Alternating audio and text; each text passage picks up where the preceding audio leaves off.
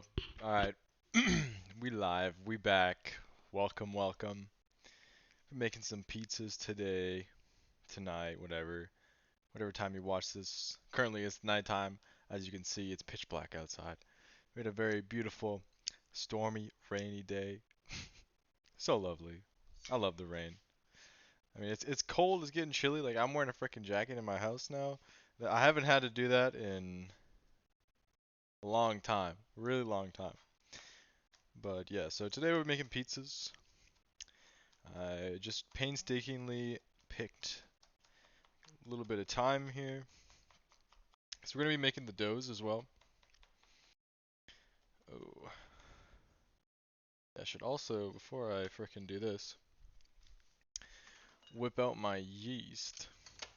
Because I actually had issues with this last time I tried to make it. So let's see.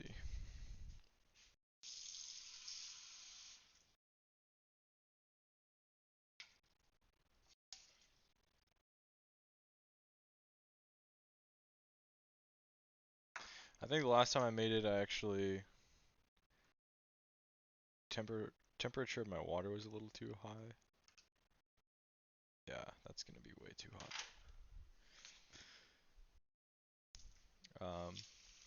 So I'm using just traditional yeast. So some of the Fleischmann's traditional. Come on, everything's freaking backwards.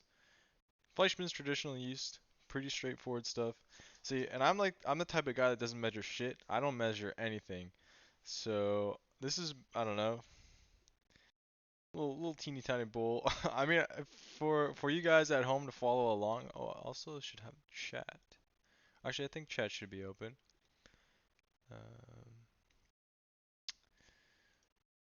Hopefully. Yeah, cool. Um, yeah, so alright. Yeah, I don't measure anything. I just like I just like eyeball shit and hope for the best. And like I'm advocating for that so hard because food doesn't have to be stressful. Making good food does not have to be stressful at all. Like just wing it and hope for the best and you'll figure it out. And if you don't, like you'll learn from it and you'll figure it out next time. No problem. Like it says add it tells you a specific amount to add. Stir 1 1/4 teaspoons active dry yeast into 50 milliliters or a quarter cup of warm water. And this is like slightly above, um, actually slightly below room temperature. And I literally just kind of went ham. Um, yeah. Not really a big deal. If you have, so the type of dough that I'm going to be doing today, I actually like to leave it for, let's just move this. Hopefully you guys can, yeah. Yeah, I have a different setup right now because I'm not using the stove today. We're just going to be baking. So, don't really need the stove cam. But we got a Connor cam, so see this fucking orangutan in the corner of the screen. Um, but yeah, so like cooking it is just like for me, it's always just been trial and error. And if it works, it works. If it doesn't, it doesn't. No big deal. Like I've had so many. It can be very disappointing sometimes, and like I'm by no means a professional pizza maker, but I've made a lot of pizzas. Like I've made probably hmm, close to 100, like close to 100 different batches of pizza, and like really, I have fucked up a few of them, and some of them, the most disappointing ones are like there was at the beginning of COVID, we had a freaking flour drought. Everyone was baking. And I was like, yo, how am I supposed to make my pizzas? I can't get any flour. And we finally snagged like a 5 kilogram bag of flour. And I was like, yes, I can make pizzas. And I ended up chewing through that in only like a matter of a few months. That's how many pizzas I made. Running near to the actually, oh, 5 kilograms is not that much. This is okay. This is 2.5 kilograms. All right. Um, I must have went through that in about a month, and the 5 kilo bag, because I was baking bread and cookies and shit like that, and yeah, one of the most disappointing things is when I was running out of flour. No one had any flour because the stores kept running out of flour. And I was making pizza dough, trying to make pizza dough. And sometimes the yeast just doesn't live. It just doesn't make it all the way. And it's really sad. But you don't know. Sometimes you don't know till after. Like especially with the um, dry active yeast. Although I haven't used it really much. Because it scares me. I'd rather just like know if my yeast is alive by using the traditional yeast, because you can see it'll start to bubble up and foam up, and I'm like, okay, this yeast is good. It's not gonna fail me. Although I have had it happen where it just doesn't work sometimes. It looks like this one is kind of struggling right now. Oh, I didn't add any sugar. Shit, maybe it'll be fine. We'll see. But yeah, so I picked some thyme off stream before I started it. Just chopped it up and added it to my flour. I'm just like I really don't care how much flour I put in there. I just put enough. Like I'm like, okay, yeah, this is probably enough. And always remember, like your flour is going to double and triple. Like the amount that you put in is going to double and triple. Um, so you like, yeah, just be mindful of that. Because this is probably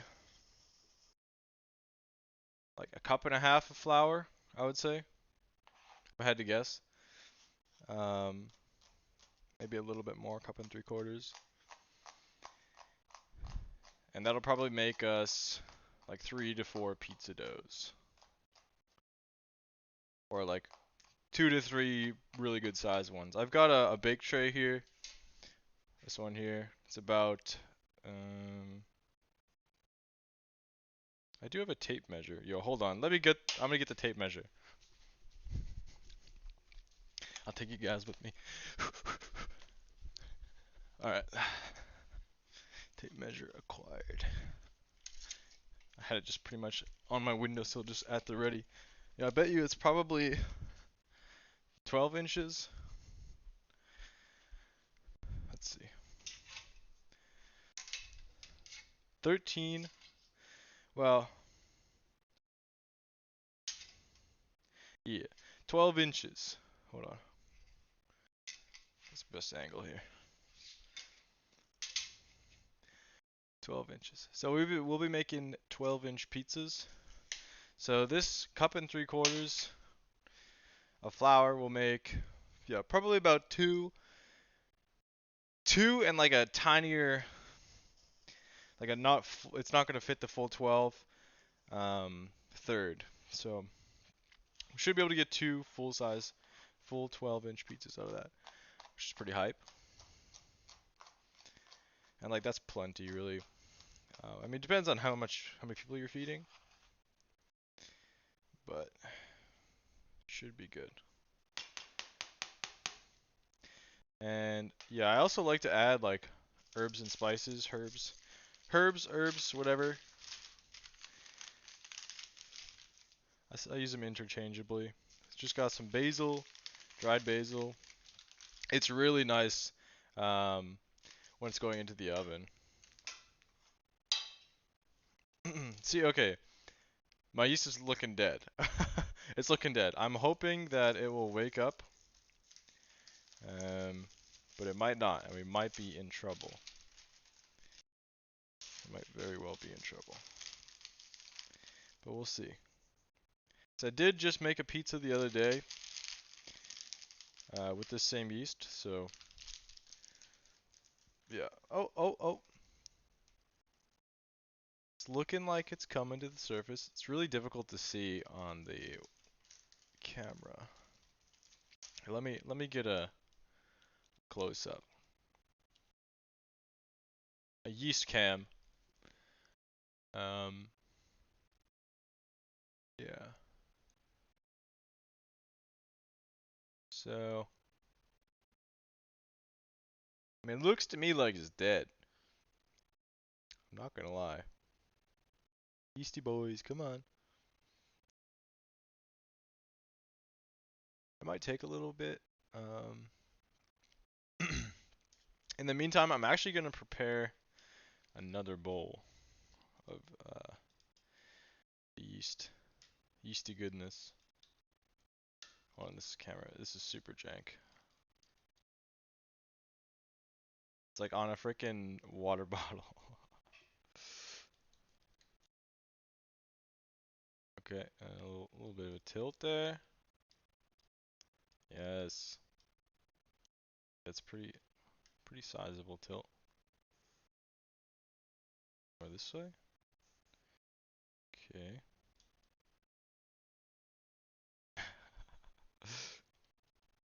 I mean, it's a good quality camera. I'll tell you that right now.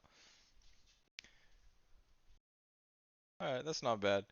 Um, yeah, so I'm looking for like little like yeast bubbles to start rising up to the surface. Doesn't seem like that's happening. So I'm gonna make another bowl.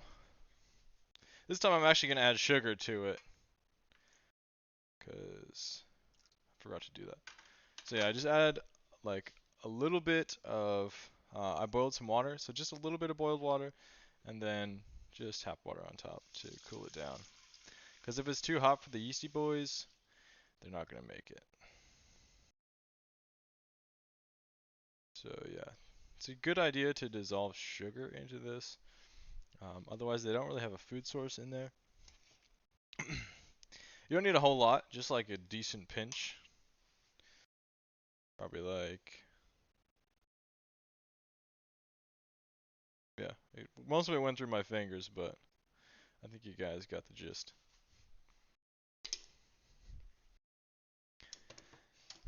Okay, then I'll just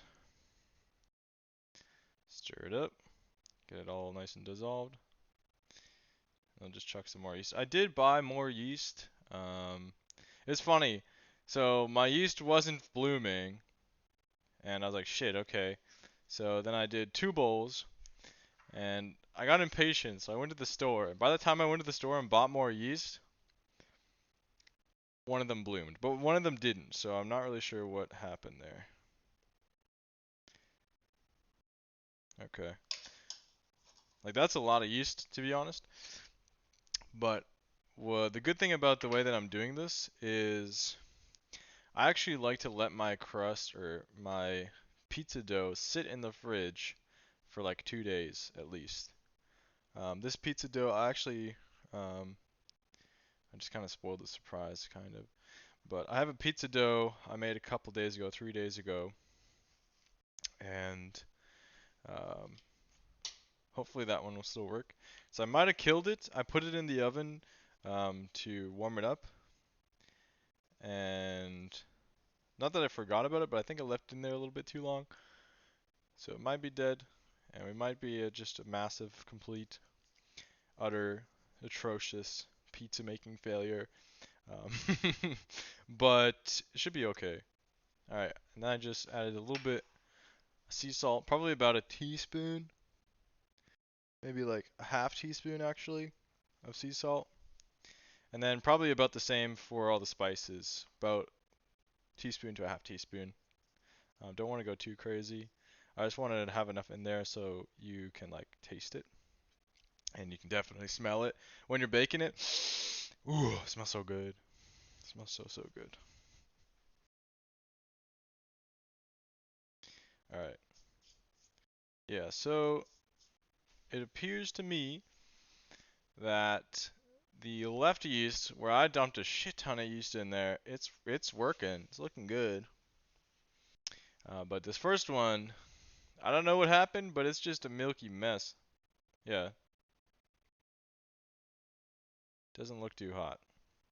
And I'm not sure why that is, but as you can see, I'll bring this one up to the camera instead of taking the camera down. It's starting to kind of froth. think the difference was for whatever reason, when I dumped a yeast in this first one, it sunk like right away, and I was like, oh okay. Like none of the yeast really sat on top, but this one instead, if you guys noticed, the yeast actually the majority of it sat on top, um, like right away. Didn't not very much of it sank, and I think that's a good sign. We'll see. Um, yeah. So as far as ingredients go for our pizza, and for your pizza, any pizza that you want to make, like literally the world is your oyster. I've had oh oh oh oh, I think that might have just been because I disturbed it, but it's like a little bit of a growth here. It looks like it's coming alive actually. Oh shit! Yo, you guys see that? Hold on. We're bringing it up to the camera. It's floating. We might have a winner here, folks. Yo, we got 3, 4. There's another one right there.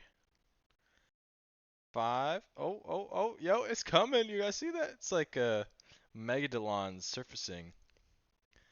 Truly remarkable stuff. Oh, that's good. That means that yeast is alive. That's very good. I was worried for a moment.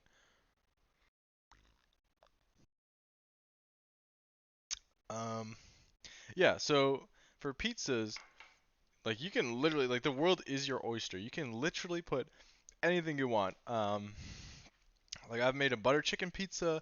I've made a, oh, I just had this idea. I haven't made it, but you can make like a craft dinner pizza. Um, I think that's it. I just make like normal ass pizzas usually, with like pepperoni, cheese. So I usually use Parmesan on the bottom and then mozzarella on top. I actually don't have any more mozzarella, but that's cool. We're gonna use Parmesan, cheddar, and I got Swiss. I haven't decided yet. I haven't actually decided yet. I might not use the cheddar. I do have habanero or what is it called? Oh my god. Starts with an H. No, it doesn't. I'm thinking of Havarti. Um, oh, it's coming. It's coming. It's on the tip of my tongue. Oh, it's Jack. Jalapeno Jack. Yeah, I have jalapeno Jack, cheese, and Swiss. I also have feta. Not sure if it's still good. Let's give it a sniff. Oh, I'm really not sure if it's still good. Best before May 30th, 2022. Okay, that might be bad. It's not moldy. I mean, it looks good. I just don't know if our stomach will feel good afterwards. I think I'll just throw it out after this. Yeah, so anyways, this pizza, I pre-made a tomato sauce.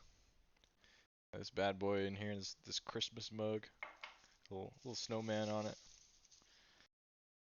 Good, he's a cutie. Um, but yeah, so I made tomato sauce. We have tomatoes, cheeses, boom, boom, boom. 4 cheeses. I've got a pepperoni stick. And what else? Um, I have spinach and arugula as well, which is nice as a like greenery on top. I wish that I should have bought some balsamic vinegar. And I could have shown you guys how to do really simple balsamic vinegar reduction, and it's so good on pizza, dudes. It's so good. Um, definitely will show you guys that at some point. And we also got red pepper and onion. Simple ingredients. You know, keep it simple, fellas. You don't gotta go crazy, wacky, silly, stupid. You can just do whatever you want. You know, it's pizza as long as it tastes good. All right, so this appears to be alive. So we're just gonna dump it all in at once. Like that goopy goodness. Really weird stuff he used to tell you that right now. Yeah, that actually might be. This is either gonna be a perfect ratio or really bad. We'll see. Might be difficult to work with. I don't need this cutting board anymore. You can just get rid of that. I will need it later, but for now, it's gotta go. For making pizza dough. Ayo. Okay. So, got our yeast juice in there, aka water. And these ingredients can be off to the side. Get yourself a clean and organized surface. Very important for the sake of your health and your family's health. And like even your grandma could get sick, so you gotta be careful. I'm just gonna stir this juice in with a spatula, whatever you want, really doesn't matter. You can use your hands. I used my hands last time too. But I like to typically start my doughs with a spatula or like a wooden spoon or something. Because it gets all over your fingers and it can be annoying. And you can just incorporate it all at once. So like it looked like that was a lot of water, to be honest. But it's actually kind of dry. But don't be fooled. Do not be fooled. Pizza dough will like what's going on is there's basically like pockets. These like kind of um, this like raggedy stuff here.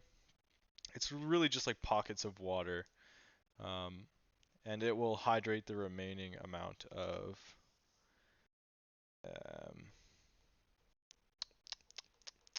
of flour. Okay, I'm just gonna use my hands now.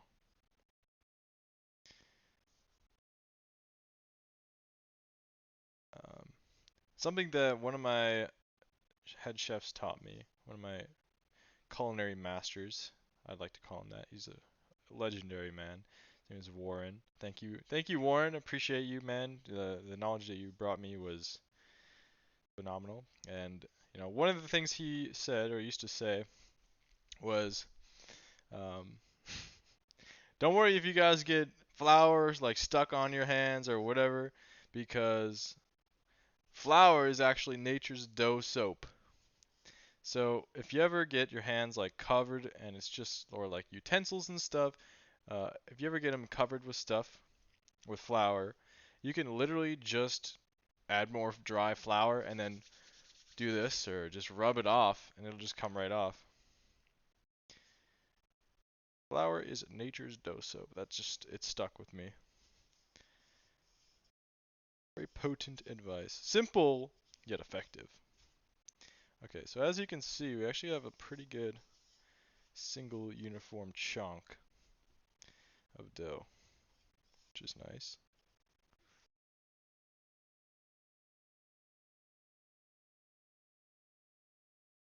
So I'm thinking about my freaking title.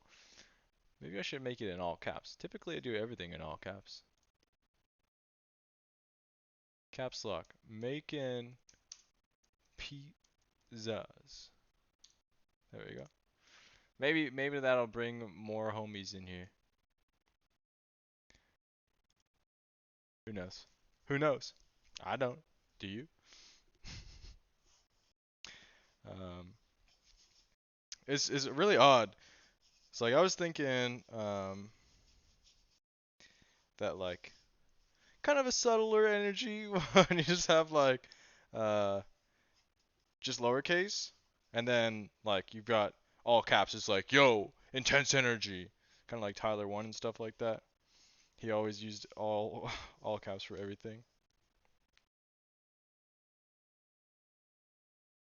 But it's fine. We don't need no lower cases. I'll just all caps everything. Might be obnoxious sometimes, but it's alright. They're just letters and words.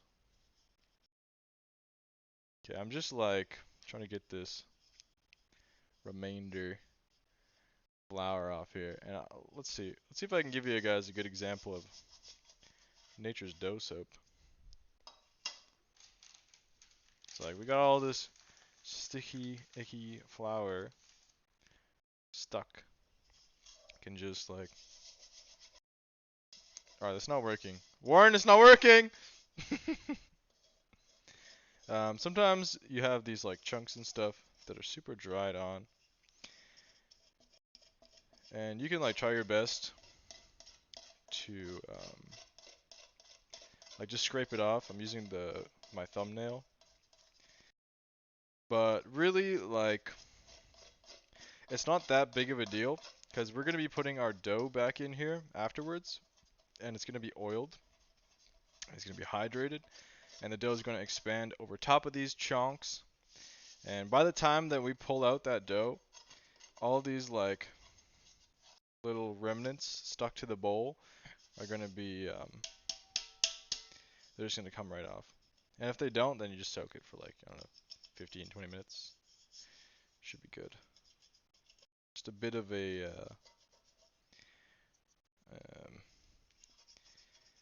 what's the word for it? The first word I was gonna say was anal, but I was trying to use a less sexual, like sexually connotated word.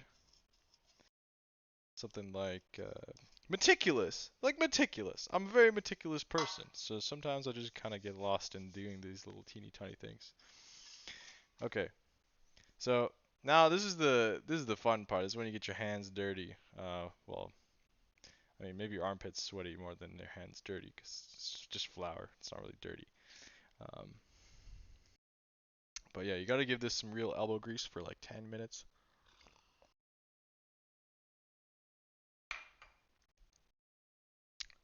And we're just gonna work the dough for a little bit. Make sure all of the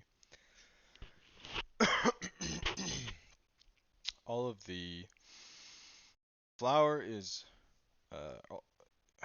all of the water is incorporated with the dry flour to be a nice uniform hunk.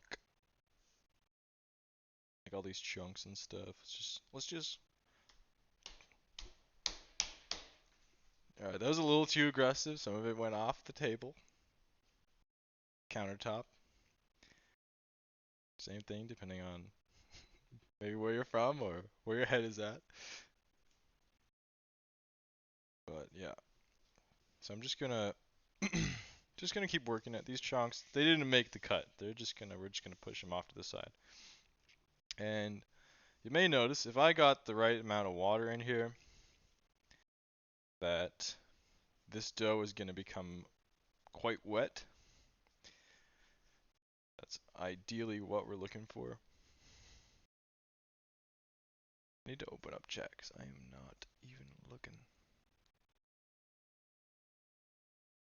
There we go. Cool.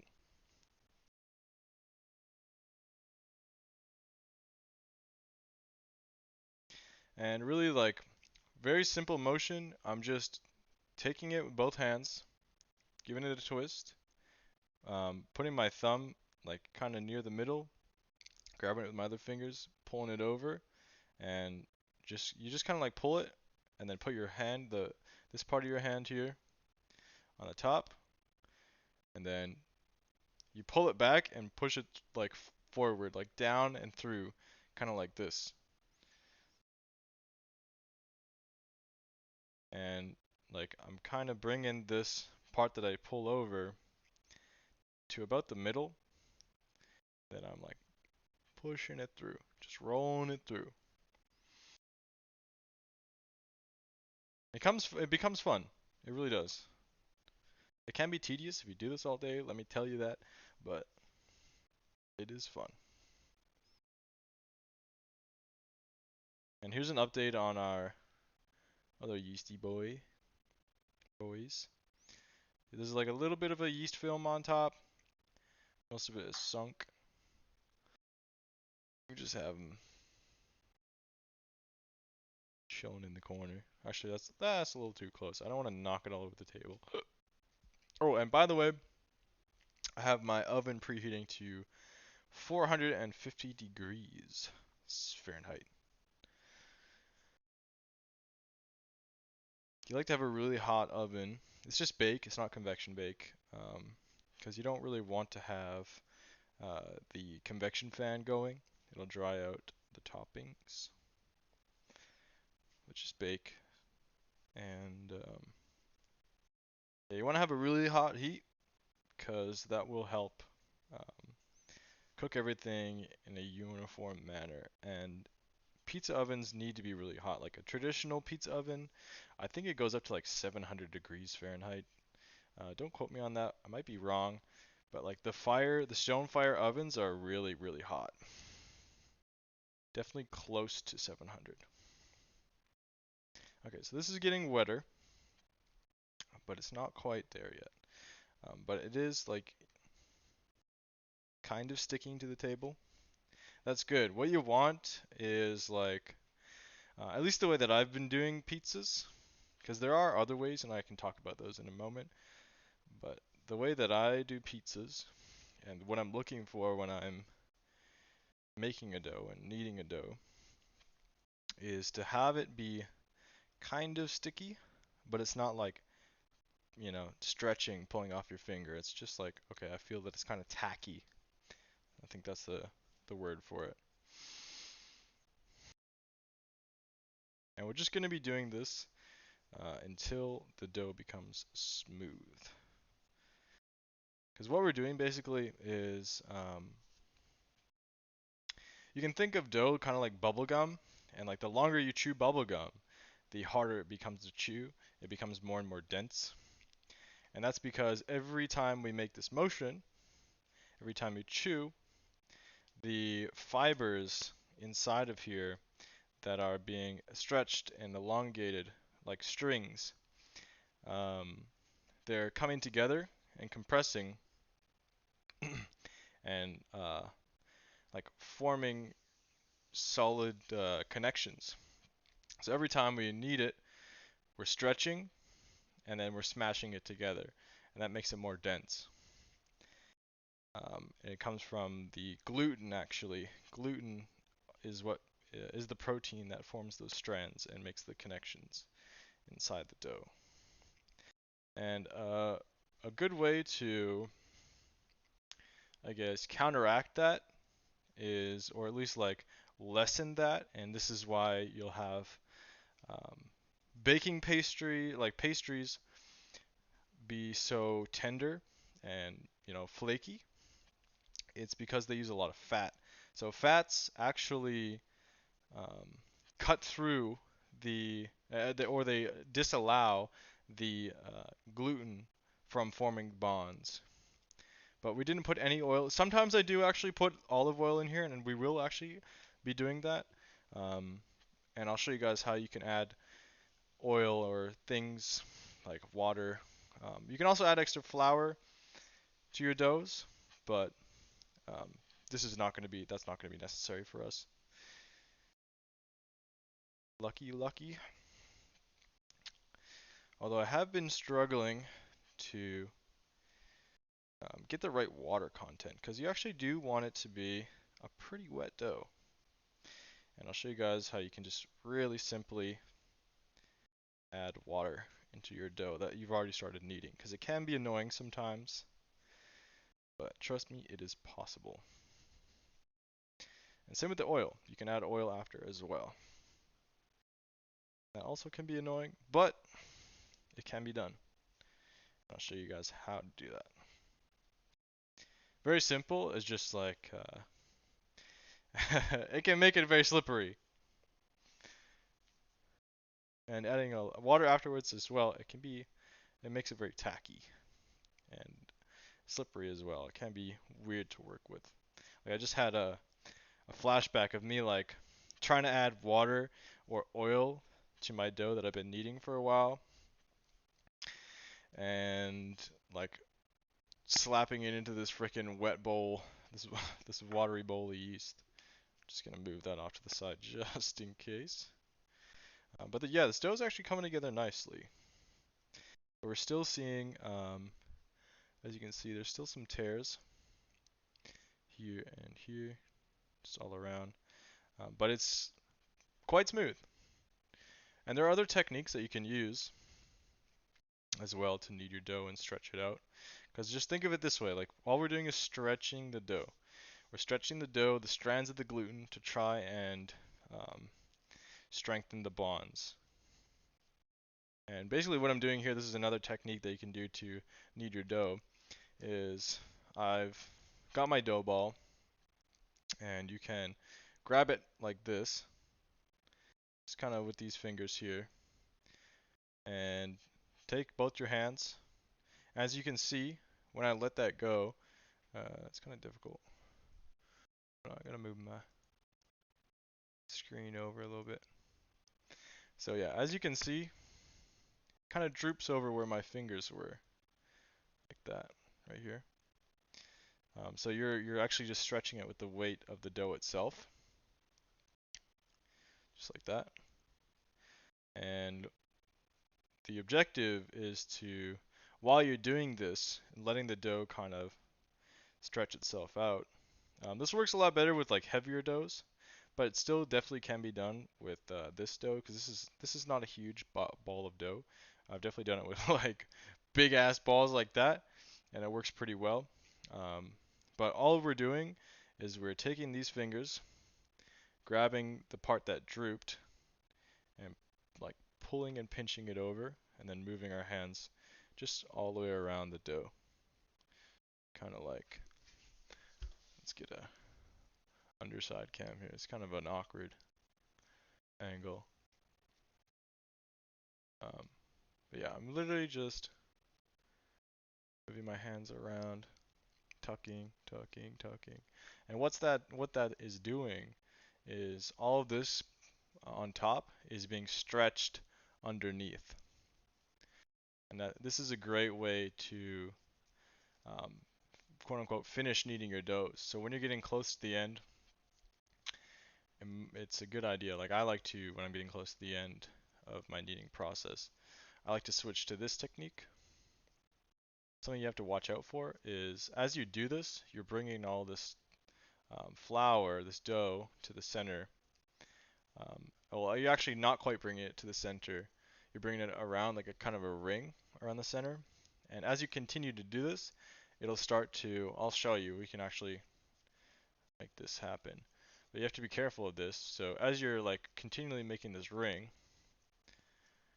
let's see, it should start to split in the center. It's getting very thin here. Just making like a ring around and it's stretching the parts on top. And it's like resetting this, it's stretching all this out here. But it'll start to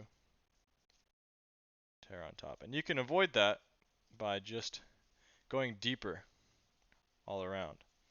Or you can literally just like take the dough and start kneading it like we were before. Like there's no like one way to knead a dough, really. Knead a dough whatever way feels good to you. As long as you're focusing on stretching the dough.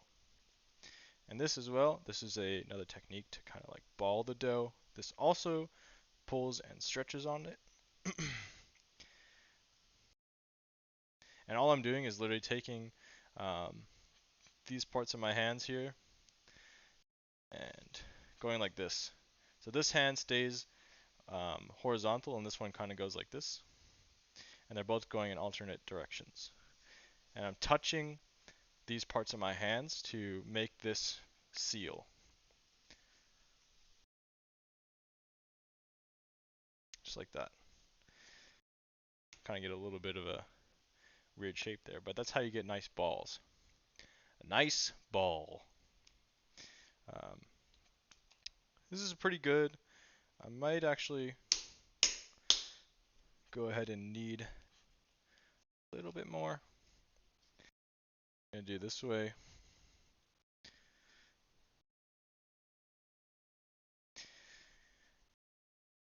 And actually, yeah, now would be a good time to add our oil. I mean, not the best time, but a good time.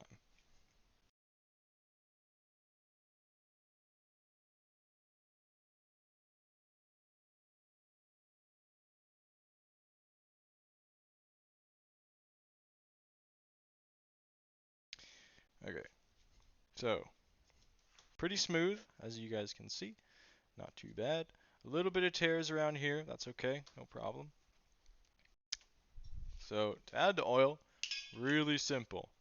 You don't need a lot, but what this is going to do is this is going to soften the dough up by making it harder for those gluten strands to form and connect, which is, after a certain point, good because it softens up the dough and it's nicer on the mouth.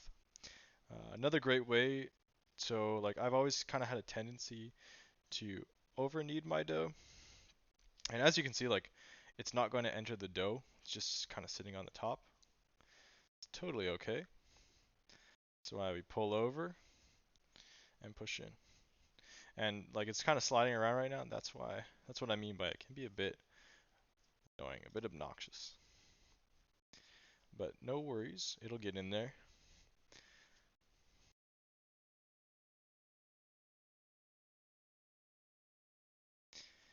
Another really great way to have a really soft or even um, crispy dough is by thinking about the yeast and what the yeast is actually doing in the dough, in the flour. So the yeast eats the um, flour compound. I'm not sure which exactly it is, but it eats the flour or the gluten or something. It eats something in here. It gets the sugars, or no, it eats something in here. I wish I knew the specifics. I think I did at one point, but it's been lost to me. I will I will learn that again. Actually, it's good to know. Oh yeah, and here's an example of yeast actually like being alive. As you can see, it kind of bubbled. It's difficult to see with this angle, but it actually kind of formed a mound of bubbles up top there. But yeah, so if we think about what the yeast is actually doing in the flour, it's eating the flour to stay alive inside here because yeast is an active compound, an active organism, whatever. Trying to sound all sciencey and stuff. I don't even know what I'm talking about, but I do. I just don't know like the really great detailed specifics, but I understand how it works. So the yeast eats something in this flour, and then it poops out sugar and carbon dioxide. Um, and or maybe it eats the sugar. Oh, maybe it eats the sugar in the flour. The sugar's in the flour. So I think,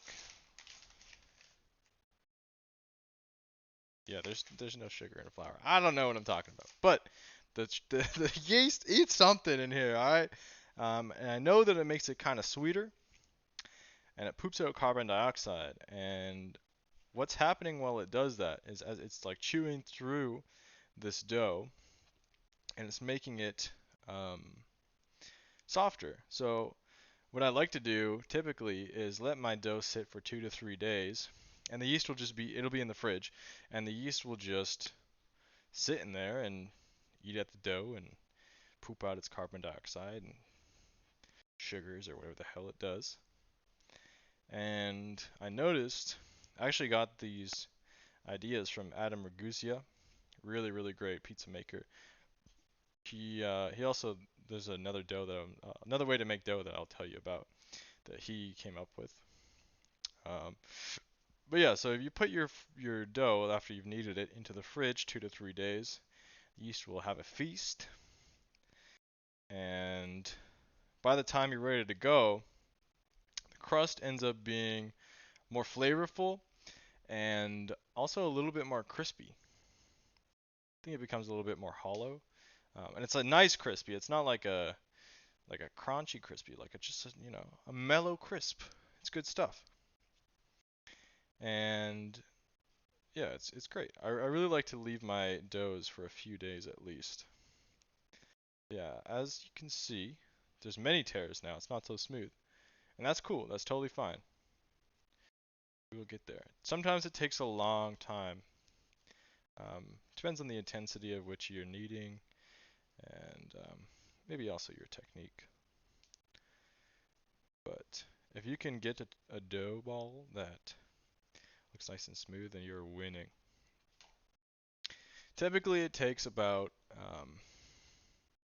10 to 15 minutes. I think we've been kneading for probably longer than that, to be honest. Maybe almost 20. So let's just speed this up.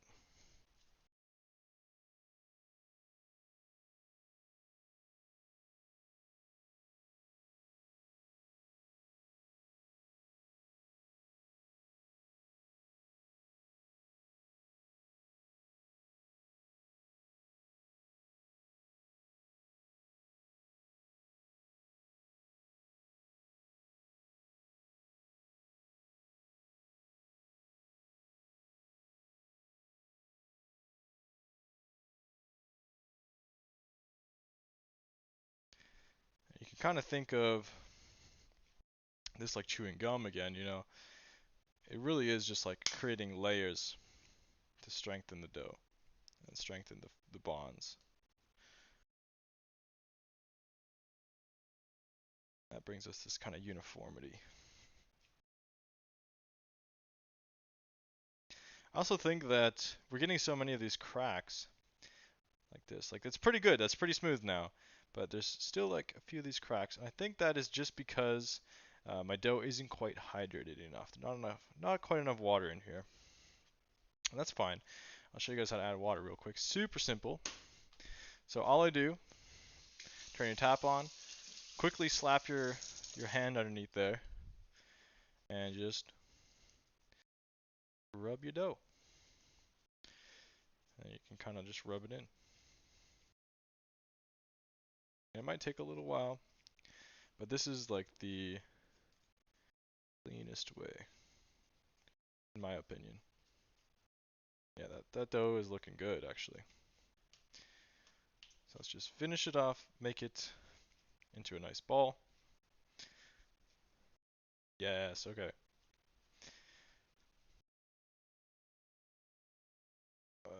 More. Nice and smooth looking. We're going to form a dough ball, and then we're going to put it off to the side. So yeah, I'm just tucking. Super simple.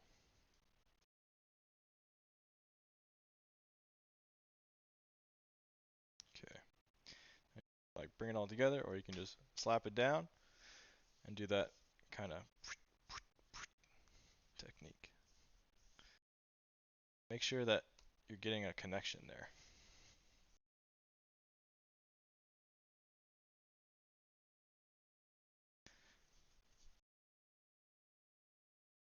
Nice little dough ball. Just pinch that shut. Give it a couple schmacks. Slap it into the table. Do what you gotta do. But there we go. Got a really beautiful dough ball. Check it out. Got our herbs and spices. See what I'm saying? Herbs. Got our herbs and spices. Herbs, whatever you want to call them. English is interchangeable. It's funny that way. Another word as well. It kind of irks me. Actually, but I can't remember what it is.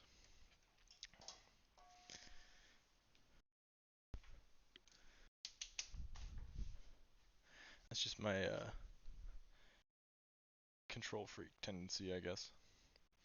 Alright, so now we're just gonna get a little bit of oil into this bad boy. Well, like less than a half teaspoon.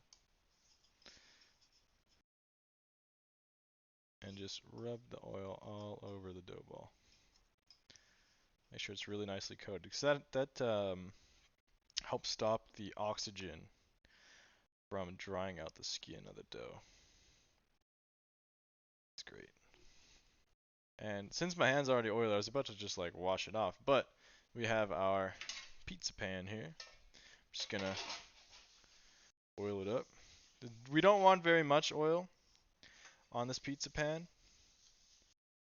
because then when we're gonna be forming our dough on here into a pizza, it won't stick to this pan if there's too much oil on it. Just a really light coating of oil is best. And like, I could say that's my opinion, but I could also tell you from experience that I've had a really hard time forming pizza on a tray that just has too much oil. Alright, and now we're going to simply, let me, hold on. Pizza pan, hold on. Getting eager. Cover it up. Make sure it's airtight.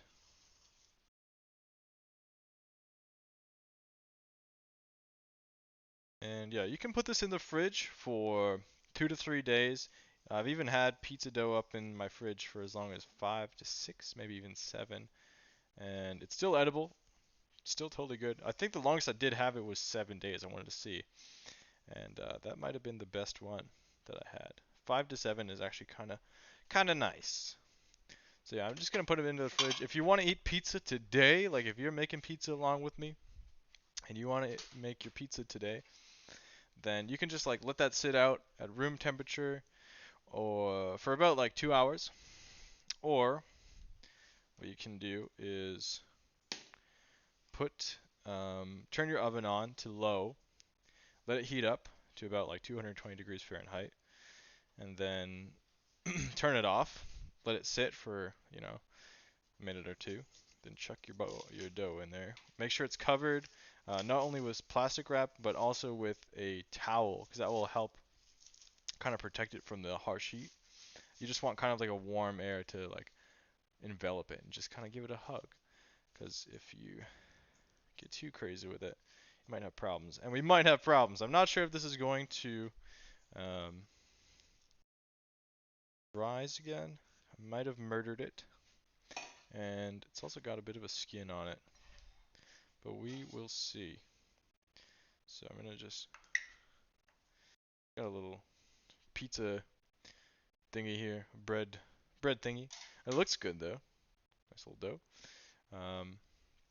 And what we're going to do is, so like the shape of your dough ball before you shape the pizza is crucial. If you have a half moon, it's going to become a half moon. If you have a ball, it's going to become a circle. If you have a square, it's going to become a square, a rectangle, etc., etc. So the best thing to do, like, don't be worried about this.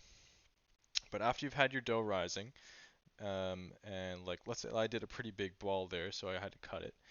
Um, but like, don't be afraid. Just bring it all together, knead it again. Use that's where this like finger tucking technique is really useful. I'll just do that.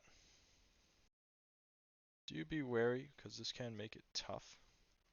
But it's okay. We're gonna actually let it rise again. So, no problem.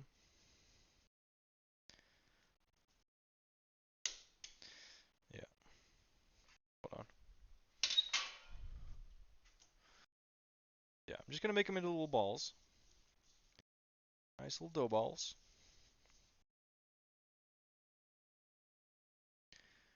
So they can become full-fledged, properly shaped pizzas.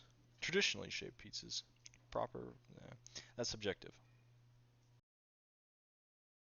Pinch it, because if you don't pinch it, it will come loose. Give it a good smack. Looks good. And we'll do the other one too.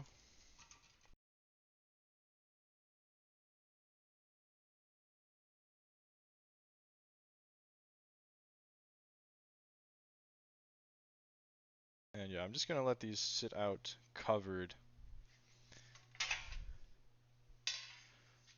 for just a moment. Probably 5 minutes. If you don't cover them, a skin will form, and then you will be sad. And we don't want you to be sad. We don't want to be sad at all. But it happens.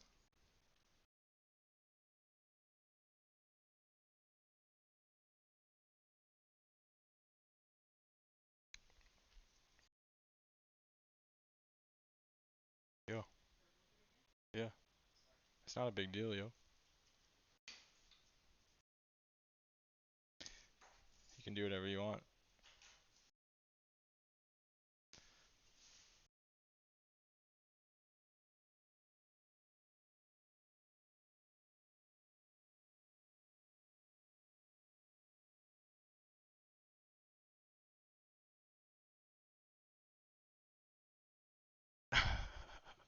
I can tell you're like trying to not make noise. Yeah, don't worry about it. It adds a little bit of extra action if you add noise. Like outside noise, be like, oh, what is that? Yeah, little extra magic.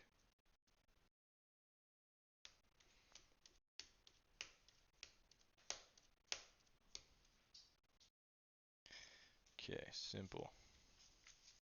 Two nice little dough balls. I'll just have them chill here. And these are gonna rise again,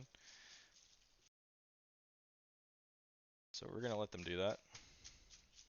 Just cover them loosely with the plastic wrap, because if you cover them too tightly, then they will kind of struggle to expand, and it can make a mess. So I'm just putting them over here for now, because we're gonna chop up our ingredients, prepare our ingredients. Also gonna clean up this flour.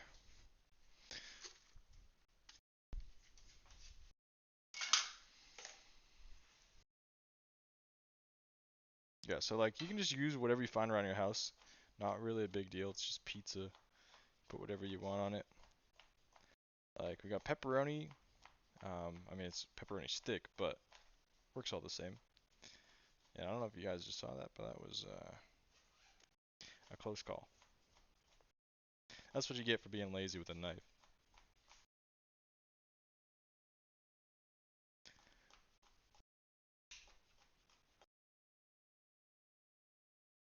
Okay.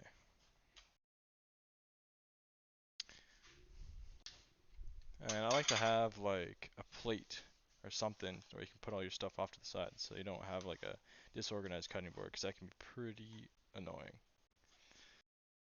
And then it's kind of all consolidated in one spot, so reach for what you need when it's ready.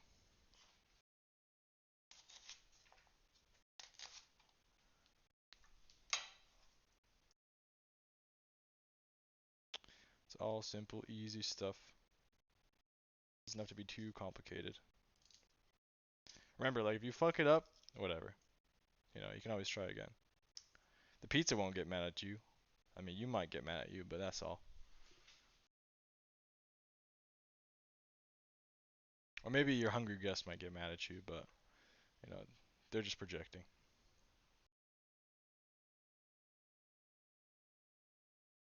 Or they're just hungry.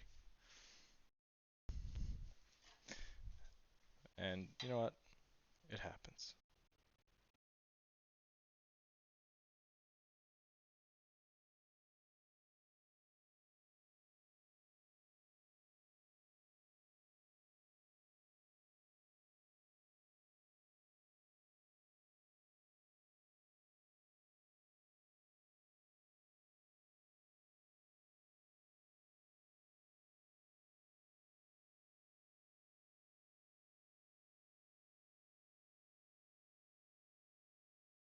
You can cut these tomatoes like whatever way you want.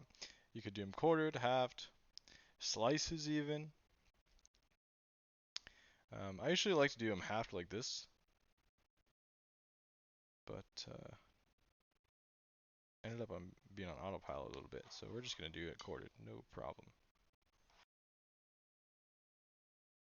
And the last thing we need is peppies.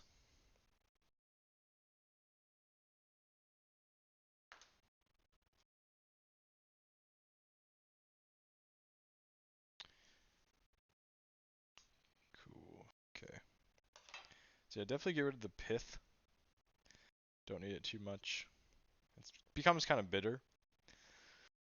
Excuse me. So usually a pretty good idea to get rid of it.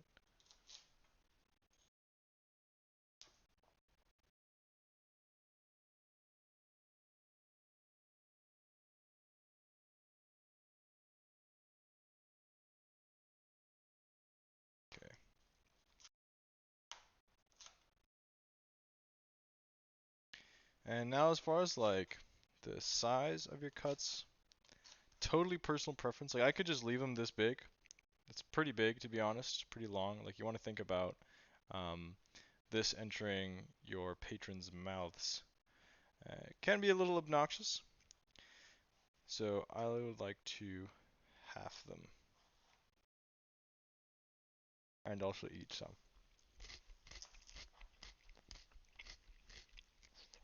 These red peppers are so good, and also an excellent source of vitamin C.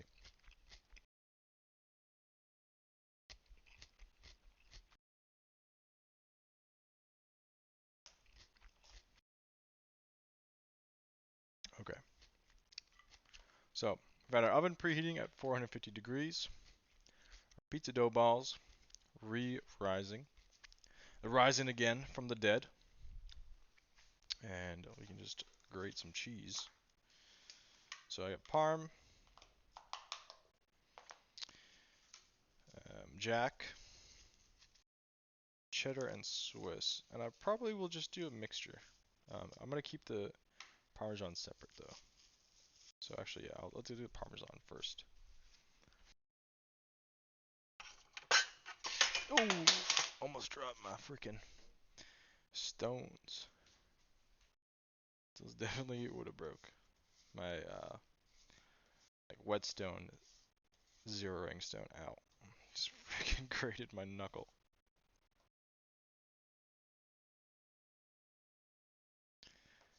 Okay.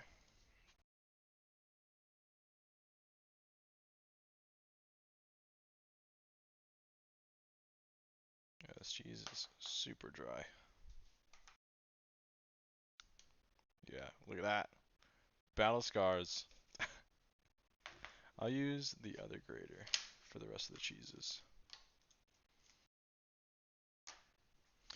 But we got Parmesan, that's good. That's all that matters. Not that we're bleeding. We're gonna bleed out.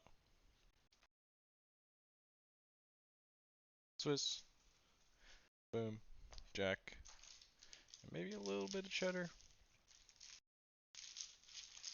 Can't go wrong. Can't go wrong. I mean, if you put a little too much, it can get really heavy and rich. But it's not too bad. Just a little bit.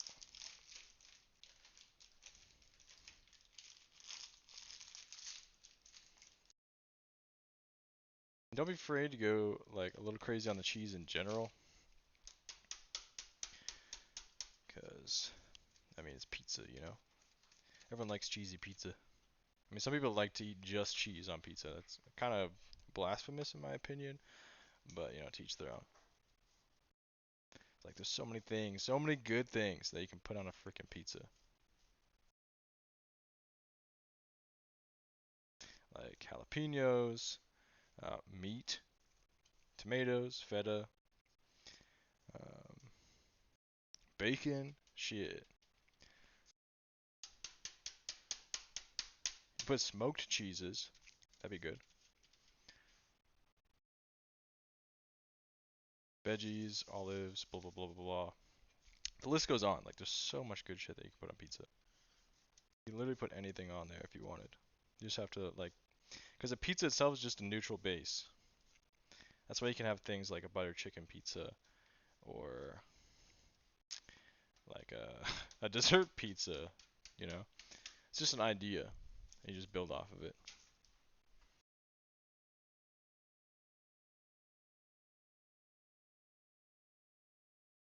Okay. That should be more than enough. So as you can see, these rows like a little bit. Not a whole lot, but 3 rows enough. We can only do one at a time, so no problem.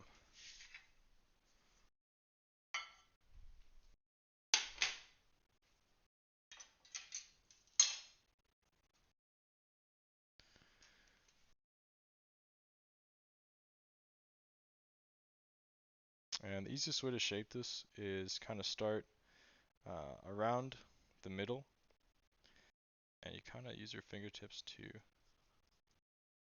stretch it out.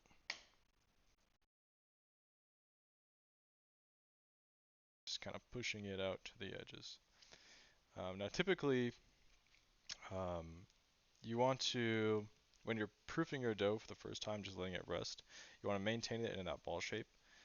And if you can, it's a really good idea to, like let's say you're working with a lot of dough, it's a really good idea to work it into like portion sized balls so that you can have like one pizza per ball, and then you don't have to, because like what we had to do was cut the dough ball that we had in half and then reshape it into a ball. And the problem that comes with that is that after it had been sitting for a few days, it was all loose and easy to be worked. But now that we've like reincorporated it, it becomes elastic again. So it makes it difficult to actually get that shape that we're looking for, but still possible. It's kind of got to be patient with it. You can kind of let gravity stretch it out too.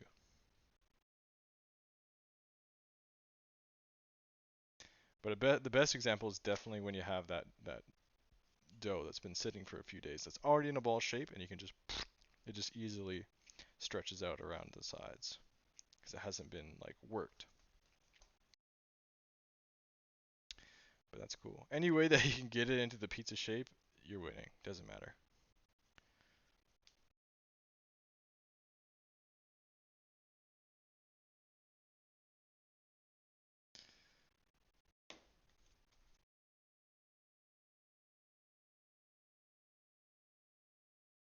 This is gonna be a real thick crust now.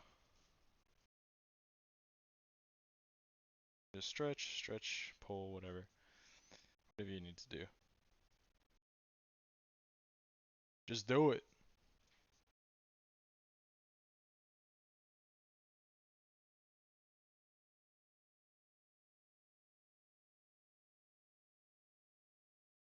You still do want to kind of maintain like the edge there.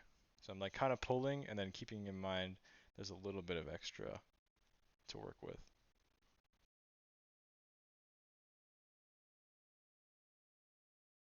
And you can just keep like going around it and let the gravity stretch it out.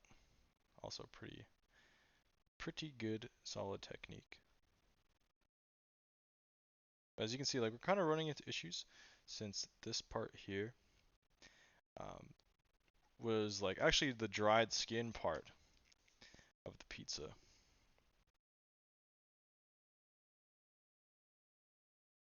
It kind of breaks and tears and makes it all goofy. But in the end, it's all pizza. It's all still pizza. It all still tastes good. As long as you don't got any holes, it should be fine. Sometimes you get holes. Not the end of the world. I've definitely had like massive holes in my pizza dough before. And it can be a bit disappointing, but it'll still bake.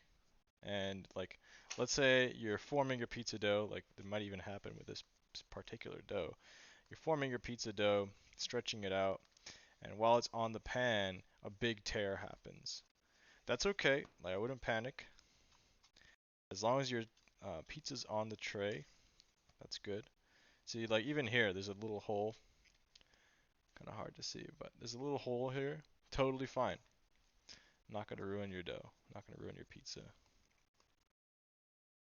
Might ruin your mood, but like that's it. Because I've literally had a hole like this big happen before, and you know sometimes it just happens, and you can still like work around it, and the pizza will bake, and you just have it out, and there'll just be a hole here. That like that's it, no problem.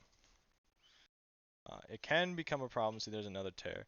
It can become a problem if you get sauce in the hole, and then that can like kind of make that part of the pizza stick. But if you did a nice light oil onto your tray, shouldn't be a big problem.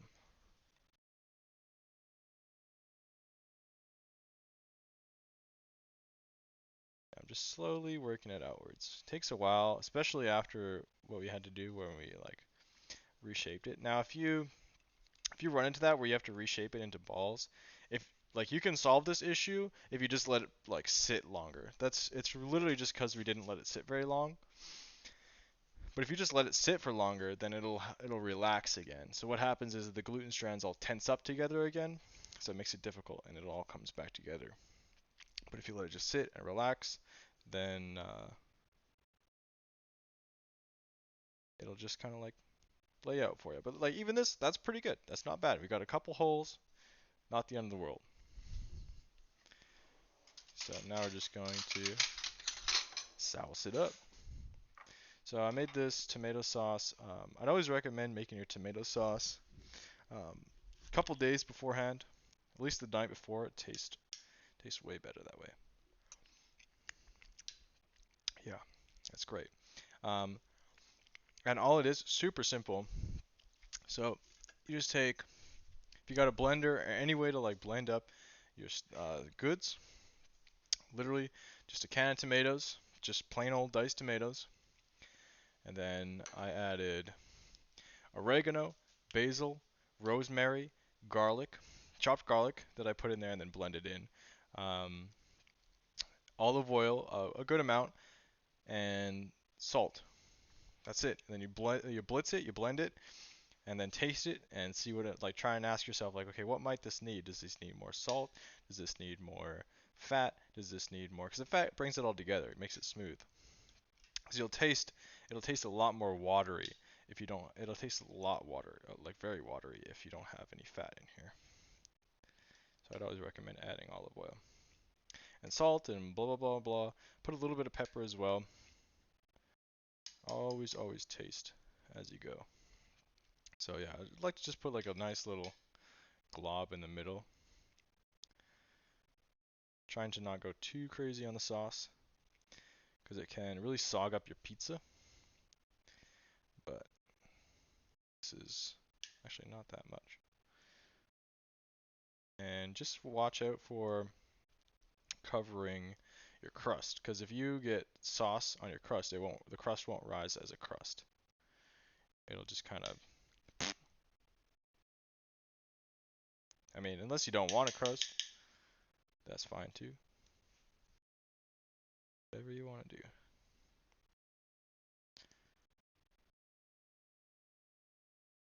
And like this looks like it's not very much sauce to be honest, but really you'll definitely taste it. The flavor will be there. Have faith in the flavor. Alright. Now, what I like to do is after I lay the sauce down, I like to just sprinkle Parmesan on top of the sauce. It's a little bit extra depth of flavor. It's really nice.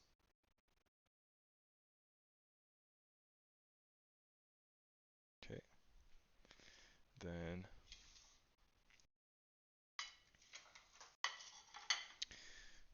we'll add a little bit of our cheese. And this is where like if you have sliced ham or something like that, it's really great. Put the sliced ham on top of the Parmesan after that.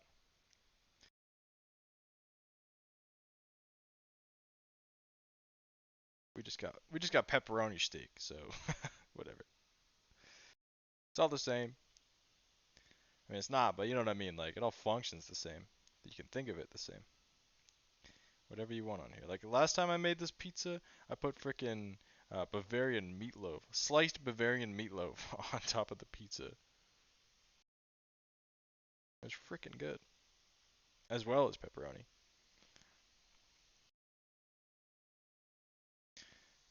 Okay. And the magic of making your own pizza is, like, you can put as much or as little toppings as you want on there. You can go crazy, or you can put nothing. Or like you can just like if you wanted, you could. No one would stop you. You could literally just put tomato sauce on a pizza dough and bake it. And to be honest with you, that's a thing. Like pizza bread, pretty much. I mean, people would add cheese too, but like that is 100% a thing. I just like to add nice whole kind of veggies here, like just big hunks of onion, and it's gonna like darken up, blacken up, char up in the oven. It's gonna be real good. Very simple, delicious.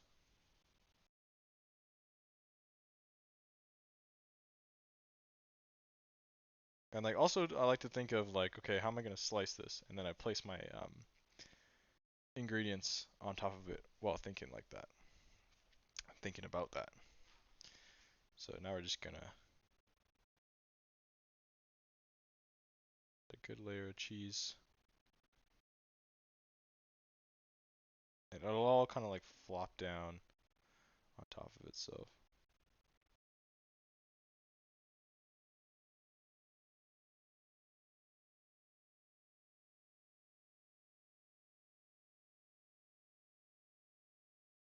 Okay. So our oven is preheated to 450 degrees Fahrenheit. Really nice high heat. That's what we're looking for. Simple, precious, delicious. And I would put it on the top. And it's nice to know where your oven's like hot spot is. Most ovens have one. This particular oven, the hottest part is like the top right hand back corner. So I'm always mindful of that and try to, whoa. Look at our yeast now. Huge bunch of bubbles. Definitely alive. A little bit of a waste, but that's alright. This is why you don't stress. Whatever. Um, yeah, now we're just gonna wait for that pizza to go. I don't usually time it. Usually it takes about 10 minutes, and then it's good to go.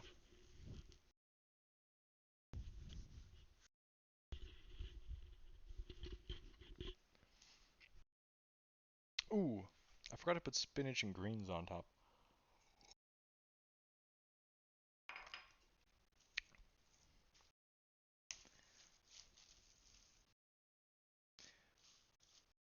Yeah, I'm just gonna, hold on.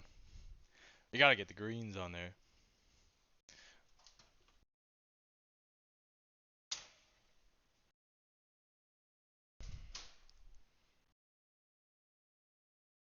Just gonna chuck a few spinach leaves.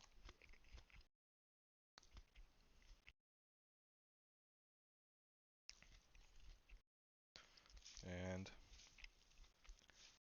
gonna try and douse it with arugula.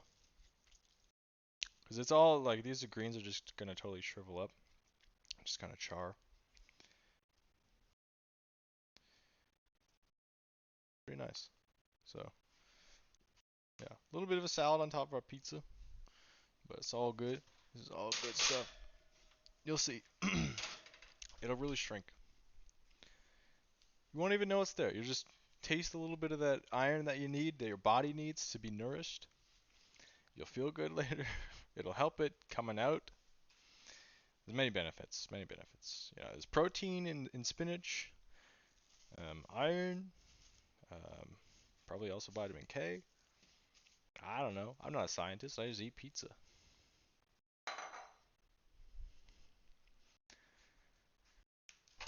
Yeah, now we can just clean up. We got one more pizza to go after this one. Um, you can also like work to form it at the same time. Like I could have another tray going, but it's cool. I'm just gonna wait. Once this next pizza comes out, then I'll put the other one in, and I will end the stream once this pizza comes out. Simple, simple day. Not long. That only took an hour and 20 minutes. An hour and 20 minutes, and you can have fresh homemade pizza. Psh, yo, if you could have told me that as a kid, I made pizza frickin' every day. I mean, to be fair, I did have dough kind of already ready. The dough itself takes, 2 to 3 hours, but only like 40 minutes or so of making it itself. 40 minutes to an hour. And then, so like, what I like to do if I'm like, okay, I'm gonna have some pizza tonight. Um, I'll make my dough at like lunchtime, and then I'll put it in the fridge until maybe like 3:30, 4, and then I'll take it out 2 hours before I'm thinking of making dinner. Um, and yeah, then you've just got like dough sitting there ready. You just cut up your stuff. You got your sauce made the night before too, and you just put it all together. You're good to go. It doesn't take long. Um, like I've also definitely had it where I just had like a plate. I had a plate of all my ingredients. I had my doughs done and my pizza sauce done because like I made pizzas for like friends a couple days before, but I still had extra dough. Literally took me like 15 minutes to make pizza. So like super accessible if you have all the stuff. Takes no time at all. Just takes a little bit of love, um, and like I guess the know-how. But like here it is. It's super simple, honestly. Anyone can make pizza. Um, Super easy to make, and like honestly, it's kind of hard to fuck it up. It's possible. Trust me. Trust me. I've fucked it up plenty of times. But once you got your dough, don't be afraid. It's cool. You got it. Cause like you know, I feel like a lot of people, I mean, me personally as well, I was very afraid of like forming the dough. I was like, oh god, that's like the scariest part. But no, it can be the funnest part, you know? Just depends on your perspective.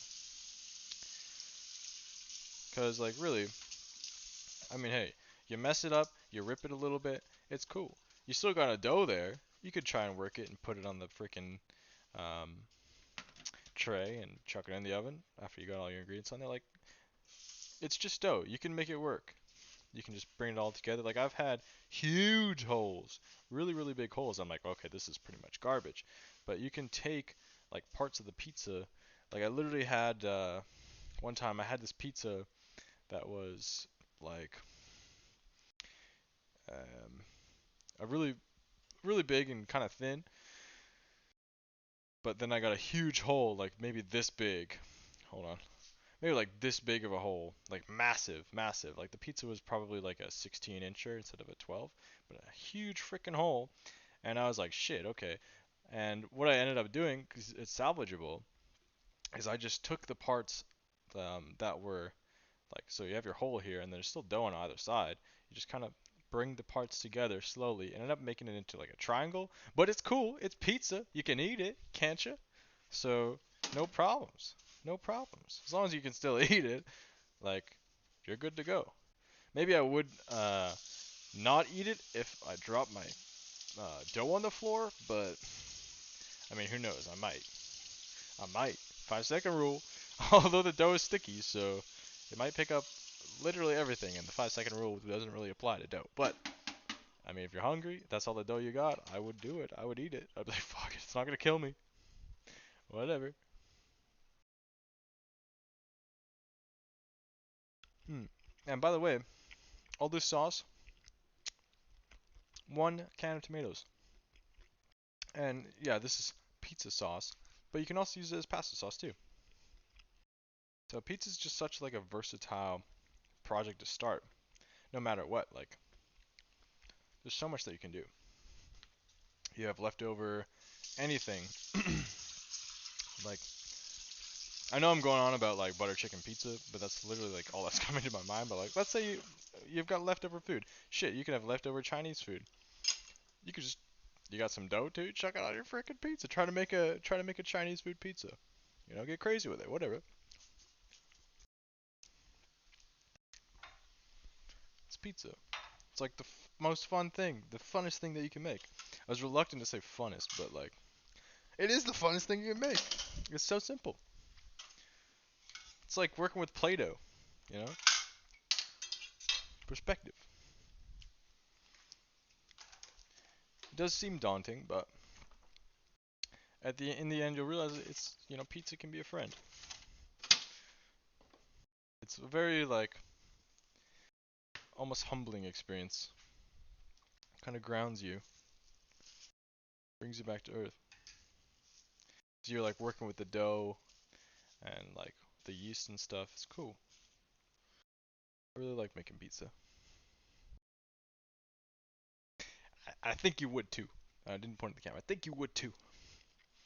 Whoever's watching this, believe in yourself. It's important. Because if you don't, man, I would, but don't mean as much as you believing in yourself. I'll tell you that right now.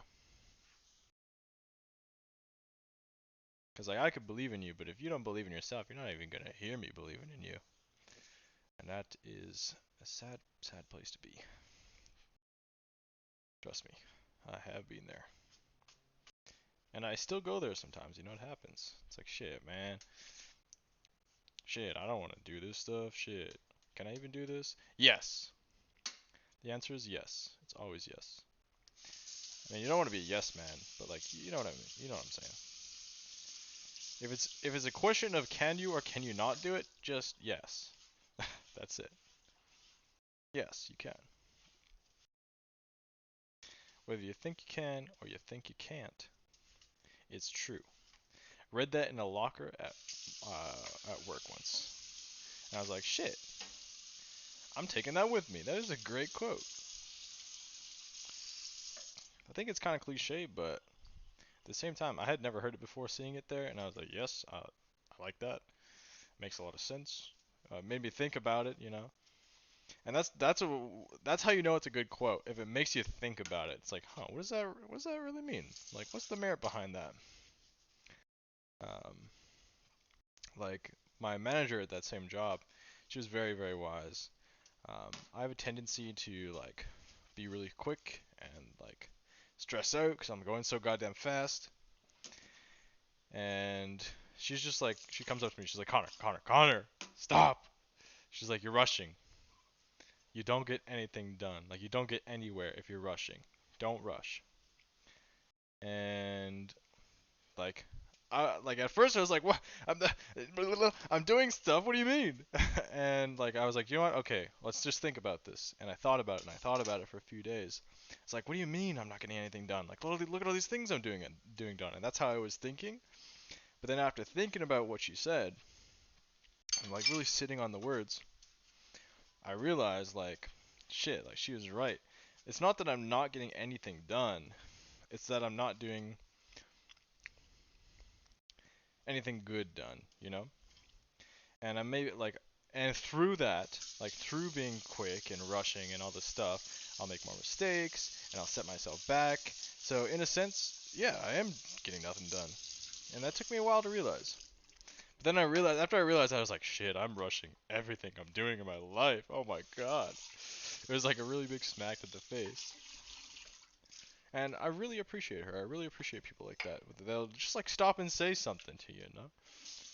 It's nice. It's like, oh shit, you're right. Like a week later, I was like, oh shit, and I walked up to her, like I went into her office later, and I was like, yo, like, you're right. And she was like, what? I was like, I'm rushing everything in my life, and she was like, she laughed. She's like, yeah, that happens. But then she gave me a high five. She was like, hell yeah, dude, I'm glad that that got through. I was like, yeah, fuck yeah, it did. Fuck yeah. Kendra, if you're out there, I appreciate you. You're the best. A little bit of a hard ass, I'm not gonna lie. She's a huge hard ass. But I appreciate her a lot. Very, very knowledgeable and wise person. Very caring as well. Really nice to see in a community. Anyways, that's enough reminiscing. We got maybe 5 minutes left on this pizza. Smelling good, I'll tell you that. Not smelling as good as that frickin' thyme, basil, oregano, rosemary dough that we got working for next few days, but still definitely smells good. Smells like pizza. And I don't know if you ever smelled pizza before, but pizza smell good. I freaking love the smell of pizza. I smell that shit. I would smell that shit every day if I could. I smell that shit until I couldn't smell that shit no more. And I can't say I would do that with many things.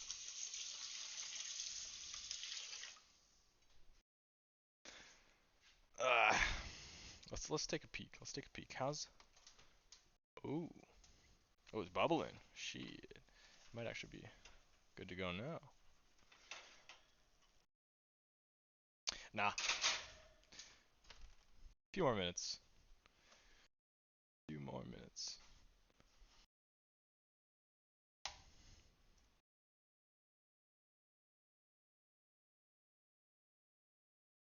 See if I'll get a timer going.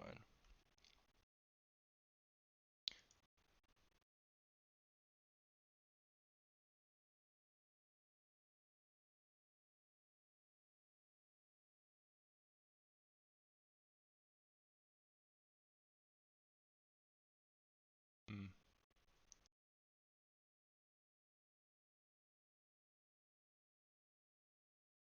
Okay. Oh, that's not doing its job.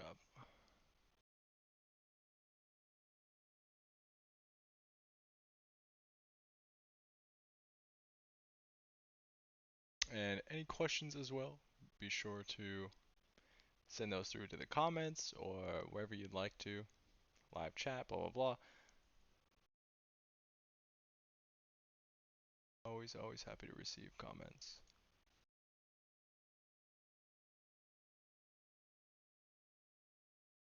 Okay. It's showing up on my Google, on my OBS machine. Like, set this thing. Alright, that's lame.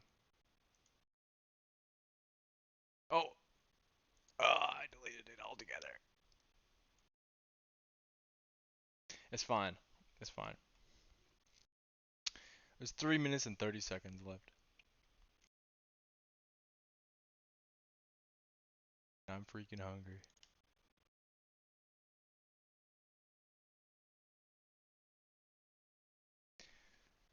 We can do some jumping jacks to prepare ourselves for this spicy meal. Stay active, kids. Drink water too. Oh, yo. I mean, I got tea. Peppermint tea. My favorite.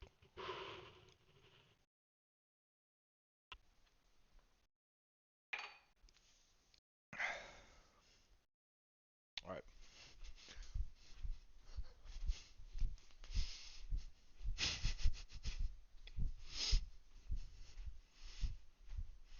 Only a few minutes left. We're gonna do jumping jacks till the timer goes off.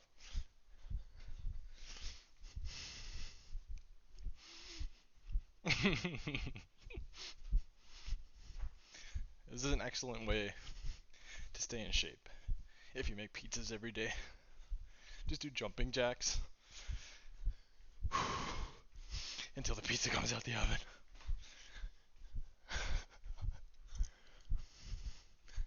Alright, come on, timer. I'm getting worn out.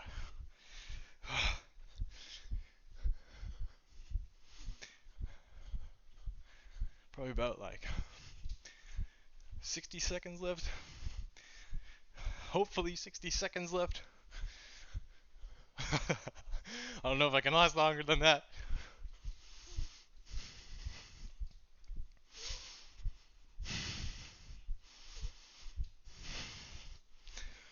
Whew. Y'all better be doing this with me. Come on. Get up, get active. Like that movement on Nickelodeon where they turned off our cartoons for an entire day. Yeah, fuck that. How am I supposed to watch SpongeBob if you turn off my SpongeBob, dude?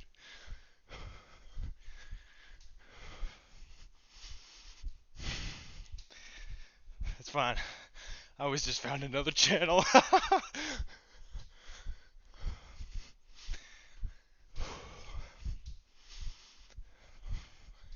Alright, this is getting fucked up. We gotta be almost there.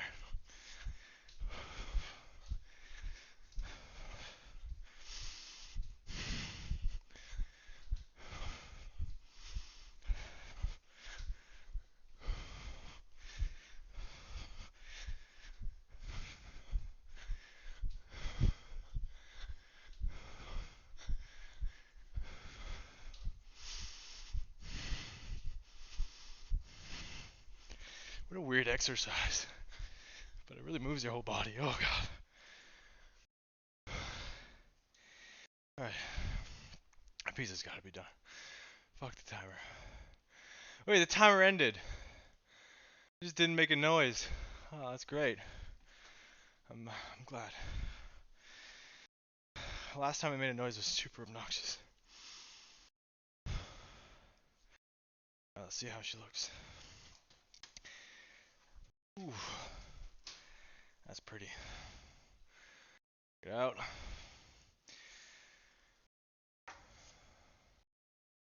Nice looking pizza. Crust too. Looks good. Didn't stick to the, stuck a little bit, but that shouldn't be a problem. Sometimes it happens. My thighs. Really gonna feel that one tomorrow. And I like, believe it or not, I was doing jumping jacks like just before the stream, but I only did 77. Didn't feel like it would be a good idea to hit 200. I'd feel like I definitely just hit 100 though. Need a jumping jack counter. And what I'm doing, I'm just waiting for this pizza to cool down a little bit. Just relax, relax.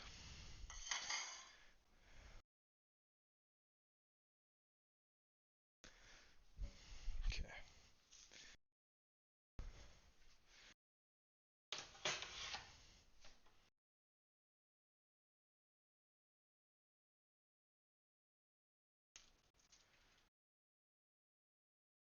And you know, if your pizza gets stuck to the bottom of the tray, like very often you'll see it gets stuck to the middle, the very center part. You can always just take, I mean, since I've got this one, let's just use it.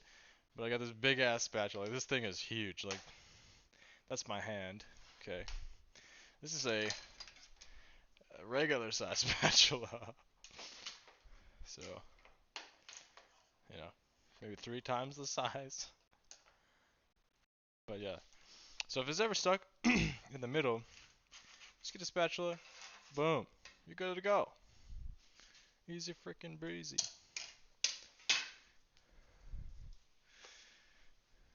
Cover girl. Alright. Let's chop this bad girl up and dig in. That sounds kind of weird. But I promise you I'm talking about pizza. May have just done jumping jacks on stream for 3 minutes, but I'm not that crazy.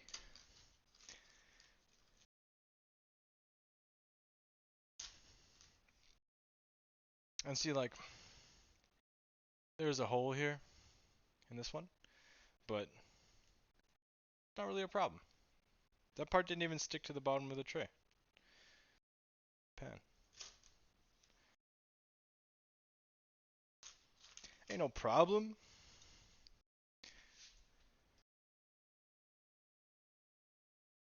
Nice.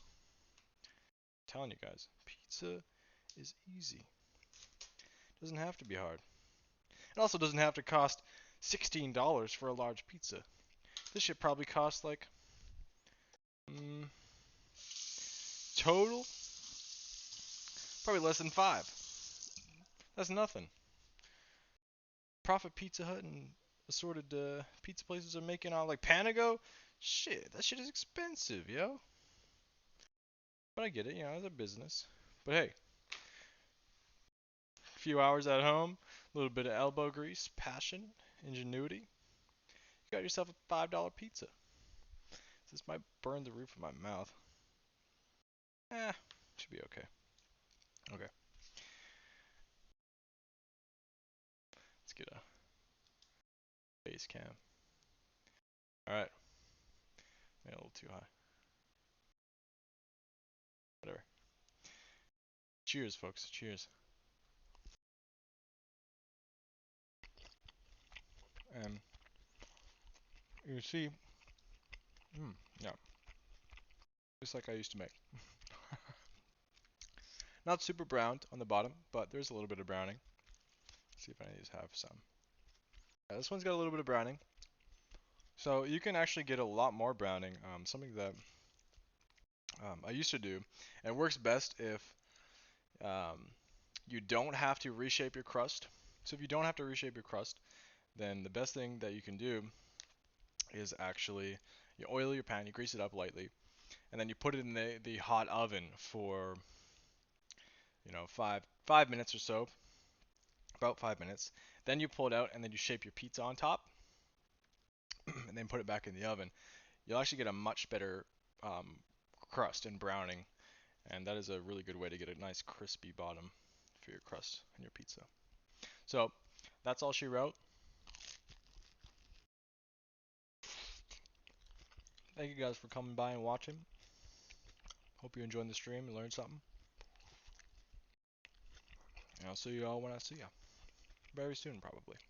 Very soon. Have a good night, good day, good evening, wherever you're from, whoever you are. I love you. Peace and love. Good night.